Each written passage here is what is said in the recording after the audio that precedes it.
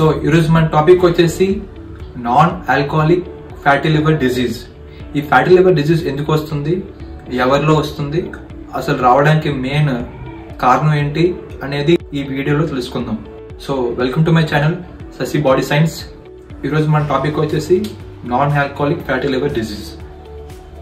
ఈ fatty liver disease అనేది ఎవరిలో వస్తుందంటే మెయిన్ కిడ్స్, చిల్డ్రన్ వీళ్ళందరిలో కూడా ఈ ఫ్యాటీ లివర్ డిజీజ్ అనేది కనిపిస్తుంది. అండ్ ఈ ఫ్యాటీ లివర్ డిజీజ్ రావడానికి మెయిన్ కారణం ఏంటంటే non alcoholic fatty liver disease అనేది మన లివర్ సెల్స్ లోని ఫ్యాట్ అనేది అక్యుములేట్ అవ్వడం. ఈ కిడ్స్, చిల్డ్రన్ ఎవరైతే ఉంటారో వీళ్ళు ఎక్కువ కేక్స్ అని, బిస్కెట్స్ అని, చాక్లెట్స్ అని ఎక్సెట్రా ఇవన్నీ ఎక్కువ కన్జ్యూమ్ చేస్తూ ఉంటారు చిన్న వయసులోనే.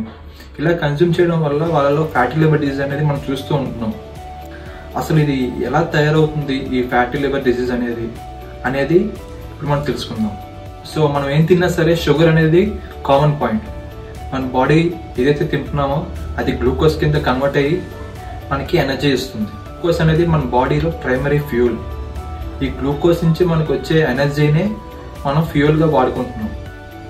సో ఇప్పుడు మీరు తింటున్న ఈ ఫుడ్స్ అనేవి ఉన్నాయో, ఈ చాక్లెట్స్, బిస్కెట్స్, స్నాక్స్ ఏవైతే ఉన్నాయో వీటిలో మనకి షుగర్ ఉంటుంది. ఈ షుగర్లో మనకి 2 టైప్స్ ఉంటాయి. ఒకటి గ్లూకోజ్ అండ్ ఫ్రక్టోజ్, రెండు సమానంగా ఉంటాయి. అయితే వీటిలో మనం గ్లూకోజ్ నుంచి మనకు వచ్చే ఎనర్జీని మనం ఫ్యూయల్గా వాడుకుంటాం. అండ్ మనం ఇక్కడ మెయిన్ మాట్లాడకపోయేది ఏంటంటే ఫ్రక్టోజ్. ఫ్రక్టోజ్లో ఏదైతే ఉంటుందో అది టోటల్ మొత్తం ఫ్యాట్ కింద కన్వర్ట్ అయిపోతుంది. లివర్లో ఫ్యాట్ అనేది అక్యుములేషన్ అయిపోతుంది. స్టమక్ కూడా ఈ ఫ్రక్టోజ్ ని మెటబాలైజ్ చేయలేదు.